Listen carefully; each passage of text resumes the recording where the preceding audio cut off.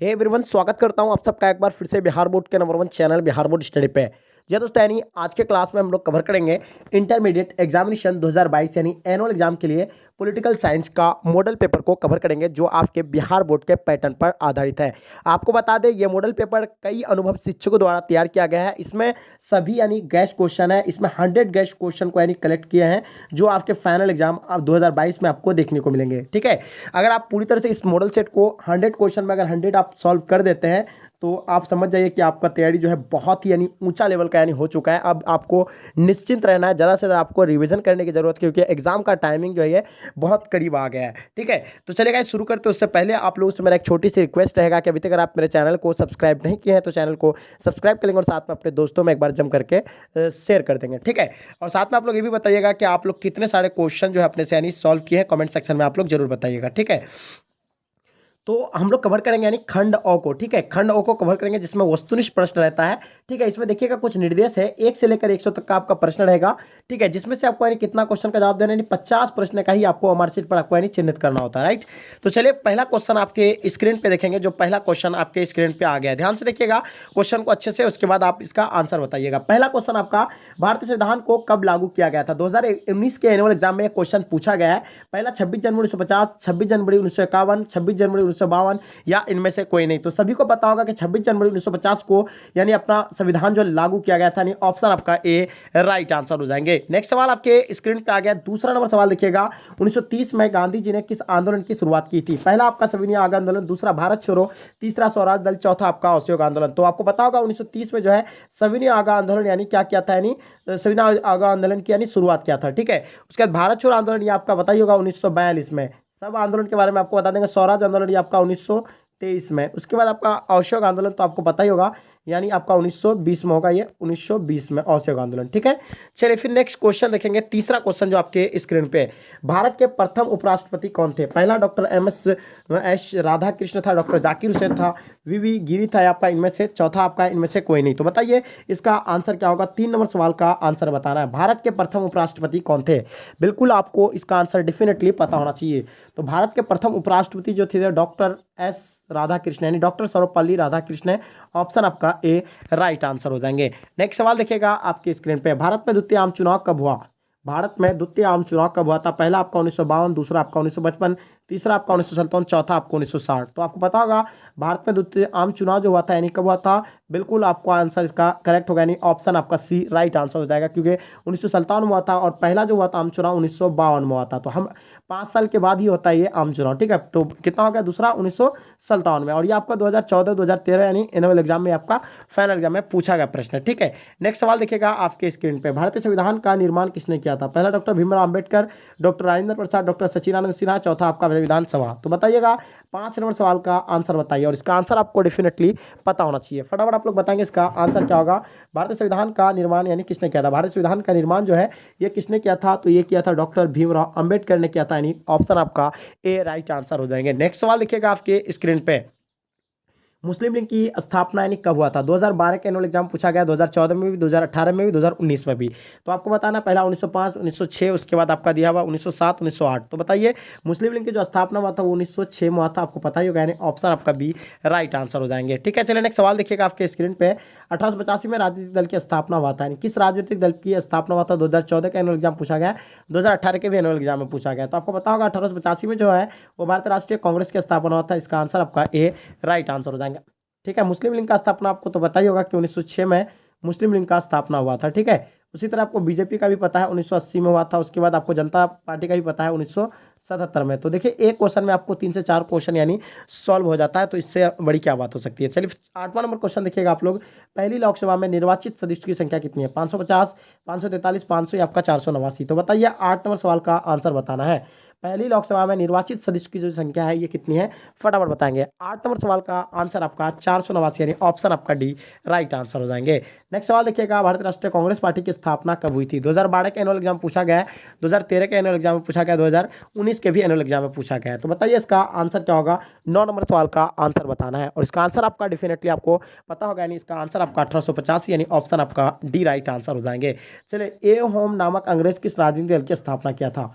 तो आपको पता होगा इन चारों में से इसका राइट ऑप्शन जो हो जाएगा यानी कांग्रेस का स्थापना किया था, इसका आंसर आपका ए राइट आंसर हो जाएंगे। नेक्स्ट सवाल देखिएगा, समाजवादी पार्टी की स्थापना किसके नेतृत्व में किया गया था? इन चारों में से इसका राइट ऑप्शन बताना है। समाजवादी पार्टी की जो स्थापना किया गया था वो जयप्रकाश नारायण के नेतृत्व में किया गया था, यानी ऑप्शन आपका ए राइट आंसर हो जाएंगे। पंचशील समझौता किन दो देशों के बीच हुआ था? ये आपको देखिए 2012 के एनुअल एग्जाम पूछा गया, 2019 के भी एनुअल एग्जाम में पूछा गया है। और आपको पता होगा कि पंचशील समझौता जो हुआ था भारत और चीन के बीच हुआ था 1954 में हुआ था। कब हुआ था? यानी 1954 में हुआ था। इसका आंसर आपका हो जाएगा भारत और चीन, ऑप्शन आपका सी राइट आंसर हो जाएंगे। ठीक है, गुटनिरपेक्ष आंदोलन एक अंतर्राष्ट्रीय संस्था है, इसकी स्थापना कब हुई थी? तो देखिए आपके सामने चार ऑप्शन दिया हुआ, पहला आपका 1961, दूसरा आपका 1954, तीसरा आपका 1950, चौथा आपका 1948। तो देखिए इसका जो आंसर होगा आपका बिल्कुल डेफिनेटली गुटनिरपेक्ष आंदोलन एक अंतर्राष्ट्रीय संस्था, इसकी स्थापना जो हुआ था यानी 1961 में हुआ था, यानी ऑप्शन आपका ए राइट आंसर हो जाएंगे। ठीक है, चलिए नेक्स्ट सवाल देखिएगा आपके स्क्रीन पे, भारत राष्ट्रीय कांग्रेस के संस्थापक कौन थे? 2017 के एनुअल एग्जाम में पूछा गया, 2020 के भी एनुअल एग्जाम में पूछा गया। पहला आपका महात्मा गांधी, दूसरा सीमांत गांधी, तीसरा आपका ए ह्यूम, चौथा आपका लॉर्ड माउंटबेटन। तो भारत राष्ट्रीय कांग्रेस के जो संस्थापक है वो कौन है? तो इसका आंसर आपका हो जाएगा यानी ए ह्यूम, यानी ऑप्शन आपका सी राइट आंसर हो जाएंगे। भारत राष्ट्रीय कांग्रेस के संस्थापक जो थे कौन थे? यानी ए ह्यूम थे। ठीक है, चलिए नेक्स्ट सवाल देखिएगा आपके स्क्रीन पे, इंग्लैंड का वर्तमान प्रधानमंत्री कौन था? 2012 के एनुअल एग्जाम पूछा गया, 2019 के भी, 2021 के भी एनुअल एग्जाम में पूछा गया। तो इंग्लैंड का जो वर्तमान में प्रधानमंत्री है, तो आपको फटाफट बताना है इंग्लैंड के वर्तमान प्रधानमंत्री कौन है, कमेंट सेक्शन में आप लोग जरूर बताइए। तो इसका आंसर आपका इनमें से कोई नहीं होगा, क्योंकि ये भी नहीं है, ये भी नहीं है, ये भी नहीं है। ठीक है, चलिए नेक्स्ट सवाल देखिएगा आपके स्क्रीन पे, प्रत्यक्ष प्रजातंत्र है किस देश में? पहला अमेरिका, दूसरा भारत, तीसरा स्विट्जरलैंड, चौथा आपका नेपाल। तो बताइए 16 नंबर सवाल का आंसर क्या होगा? प्रत्यक्ष प्रजातंत्र किस देश में है? तो इसका आंसर आपका हो जाएगा यानी स्विट्जरलैंड, यानी ऑप्शन आपका सी राइट आंसर हो जाएंगे। अंग्रेजों की फूट डालो और शासन करो की नीति में से किसको यानी बढ़ावा दिया? तो पहला आपका हिंदू मुस्लिम संघर्ष, अंग्रेजों की दमन मतलब क्या है आपका दमनात्मक नीति, या महिलाओं के अवशोषण को, या बेरोजगारी को। तो बताइए अंग्रेजों को फूट डालो और शासन करो की नीति जो निम्न से किसको बढ़ावा दिया गया है? तो ये हिंदू मुस्लिम संघर्ष, यानी ऑप्शन आपका ए राइट आंसर हो जाएंगे। ठीक है, चलिए नेक्स्ट सवाल देखिएगा, महात्मा गांधी ने प्रांत त्याग के निम्न में से किस शब्दों का संबोधन किया था? यानी जब प्रांत जा रहा था उसका, तो उसका यानी जो आया था जवान से यानी कौन सा बात आया था? हे राम आया था, या वाहे गुरु आया था, या अल्लाह आया था, या जय कृष्ण आया था? तो उसको आया था हे राम आया था, यानी ऑप्शन आपका सी राइट आंसर हो जाएंगे। ठीक है, हैदराबाद का भारतीय संघ में विलय किस प्रकार हुआ? यानी हैदराबाद में जो है भारतीय संघ का विलय किस प्रकार हुआ था? पहला आपका स्वच्छ बलपूर्वक, या आपका अंग्रेजी के मध्यस्थता द्वारा, या आपका उपयुक्त सभी तरह के। तो बताइए 19 नंबर का आंसर आपका बिल्कुल डी राइट आंसर हो जाएंगे, यानी उपयुक्त है सभी तरह से। ठीक है, नेक्स्ट सवाल देखिएगा आपके स्क्रीन पे, 20 नंबर सवाल, भारत में यानी मतलब सुदूर पूर्व क्षेत्र में पुनर्गठन के संशोधन के अधिनियम द्वारा किया गया है। तो इसका आंसर आपका बिल्कुल करेक्ट होगा, यानी 37वां संविधान संशोधन अधिनियम 1972, यानी आपका ये राइट आंसर हो जाएंगे। चलिए नेक्स्ट सवाल देखिएगा, द्विराज सिद्धांत का प्रतिपादन किस दल या संगठन से संबंधित है? तो द्विराज सिद्धांत का प्रतिपादन किस दल या संगठन से है? पहला भारत राष्ट्रीय कांग्रेस, मुस्लिम लीग, राष्ट्रीय स्वयं सेवक, या आपका इनमें से कोई नहीं। तो 19 नंबर सवाल का आंसर आपका द्विराज सिद्धांत का प्रतिपादन जो है वो मुस्लिम लीग से है, यानी ऑप्शन आपका बी राइट आंसर हो जाएंगे। नेक्स्ट सवाल देखिएगा आपके स्क्रीन पर, निम्नलिखित में से कौन भारतीय संघ व्यवस्था की विशेषता नहीं है? 2018 के एनुअल एग्जाम में पूछा गया, बहुत ही ये वीवीआई क्वेश्चन है, आपको बताना इसका आंसर क्या होगा। पहला आपका है दोहरी नागरिकता, दूसरा आपका शक्तियों का विभाजन, तीसरा आपका स्वतंत्रता न्यायिक व्यवस्था, है आपका क्या हो जाएगा यानी संविधान की सुरक्षिता। तो बताइए इसका आंसर क्या होगा? बिल्कुल आप लोगों को इसका आंसर पता होना चाहिए। तो 20 नंबर सवाल का आंसर आपका क्या हो जाएगा, जल्दी बताएंगे। तो बिल्कुल इसका आंसर आपको बताना है।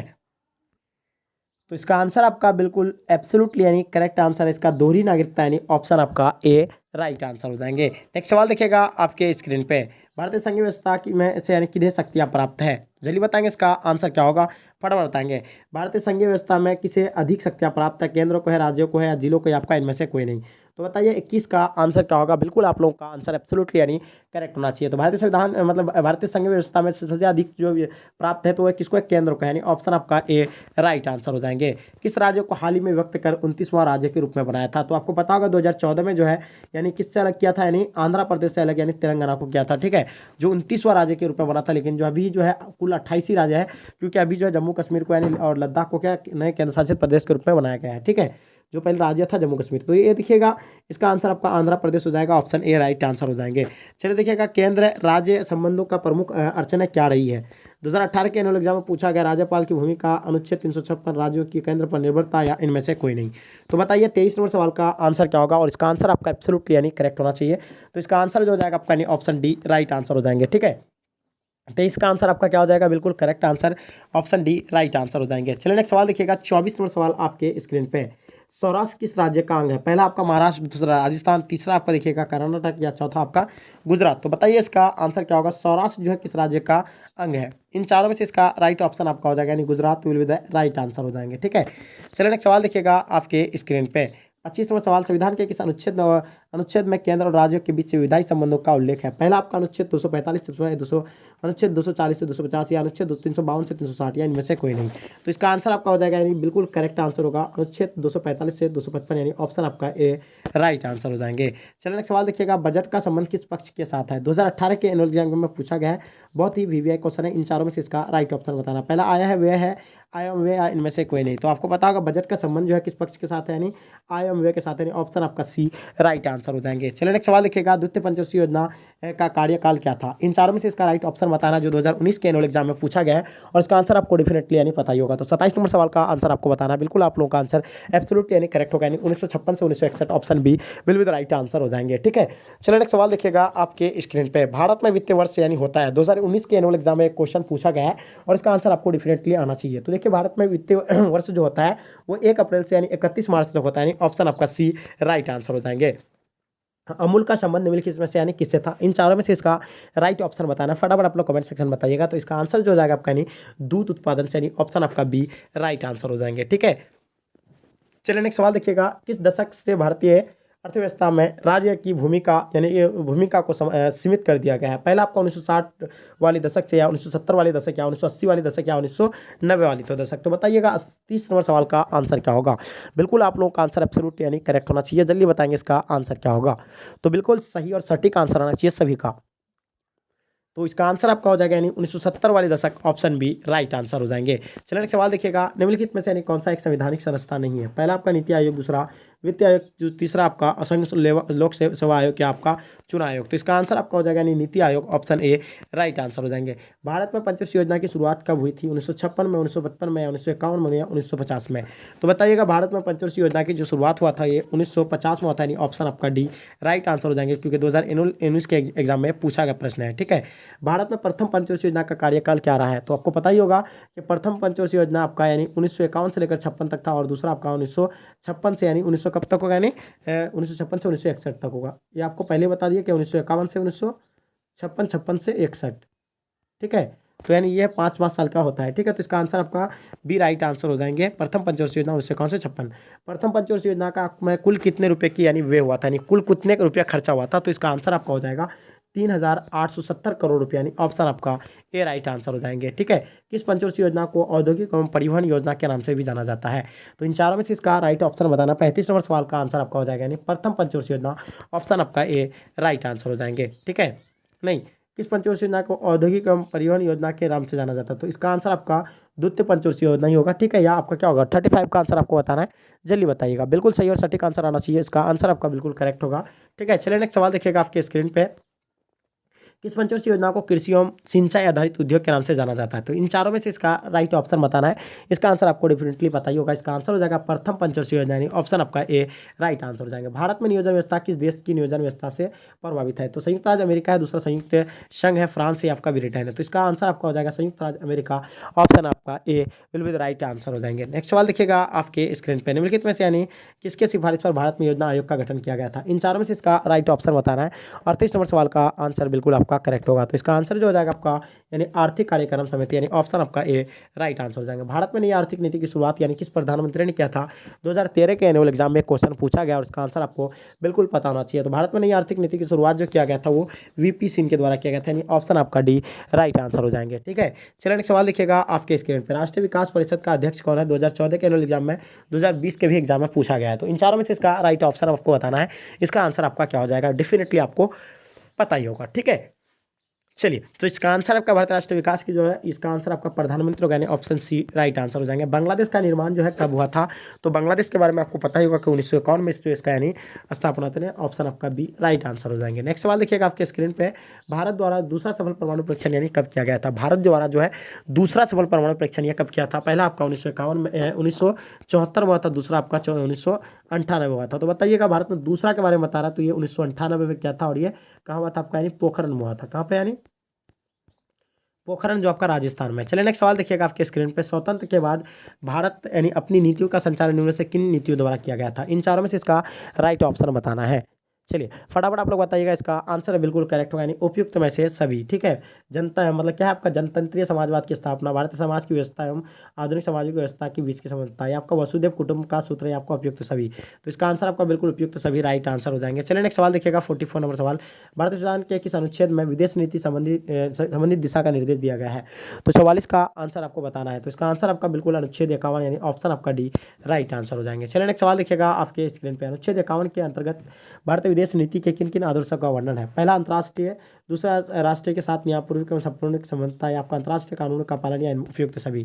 तो 45 का आंसर आपका हो जाएगा यानी उपयुक्त सभी, ऑप्शन डी राइट आंसर हो जाएंगे। चलिए नेक्स्ट सवाल देखिएगा, भारतीय विदेश नीति के प्रमुख लक्ष्यों में कौन सही है? 46 का आंसर बताना है। तो इसका आंसर आपका हो जाएगा यानी उपयुक्त सभी हो जाएंगे, क्योंकि देश के विकास के लिए साधन एवं परिस्थितियां जुटना, ये भी सही है। विश्व में चल रहे पारस्परिक विवादों की दूसरी बनाए रखना, ये भी सही है। प्रवासी भारतीयों की हितों की रक्षा, यानी ये सभी है। तो इसका आंसर आपका डी राइट आंसर हो जाएंगे।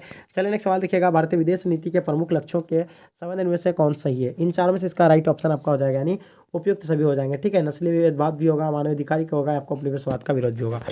ठीक है, इसका आंसर आपका डी राइट आंसर हो जाएंगे। चलिए नेक्स्ट सवाल देखिएगा आपके स्क्रीन पे, गैर कांग्रेसवाद का नारा किसने दिया था? ये 2013 के एनुअल एग्जाम में पूछा गया, 2014 के भी एनुअल एग्जाम में पूछा गया है। ठीक है, तो देखिए आपके सामने चाहिए 4 ऑप्शन दिया हुआ, पहला आपका लालू यादव, दूसरा जयप्रकाश नारायण, राम मनोहर लोहिया, चौधरी चरण सिंह। तो देखिए गैर कांग्रेसवाद का नारा जो दिया था ये किसने दिया था?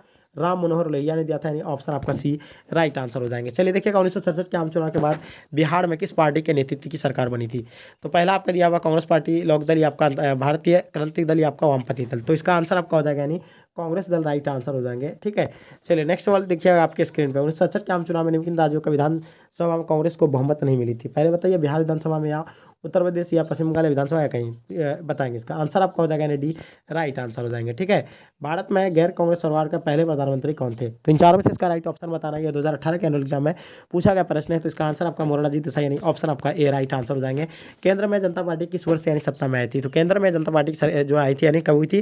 तो ये 77 में आया था, 1977 में। 2018 के एनुअल एग्जाम में भी क्वेश्चन पूछा गया था। ठीक है, चलिए नेक्स्ट सवाल देखिएगा आपके स्क्रीन पे, दल बदल क्या है? तो दल बदल के बारे में आपको बताना है कि दल बदल जो है क्या है। तो दल बदल क्या हो कि अपना पार्टी छोड़कर यानी दूसरे पार्टी में शामिल होना, या तो चुनाव में विजय होने के बाद भी ये छोड़कर जाना, या उससे पहले भी जा सकते हैं। तो ये इसका आंसर आपको जो है सब सही है, इसका आंसर आपका डी राइट आंसर हो जाएंगे। तो डियर स्टूडेंट, वीडियो थोड़ा सा लॉन्ग हो रहा है, इसलिए इस वीडियो को हम लोग यहीं तक इन करेंगे, और नेक्स्ट पार्ट में हम लोग यानी सारे क्वेश्चन को आगे कवर करने वाले। तो चलिए गाइस, आई होप, उम्मीद करता हूँ कि आज का क्लास आपको पसंद आया तो लाइक करके जम करके अपने दोस्तों में शेयर कर दे, ताकि इससे आपको दोस्त को भी हेल्प हो सके और आपका भी यानी इसमें कुछ नहीं जाता है। ठीक है, तो चलिए गाइस, यहीं तक आज के क्लास को इन करते, जब तक के लिए जय भारत।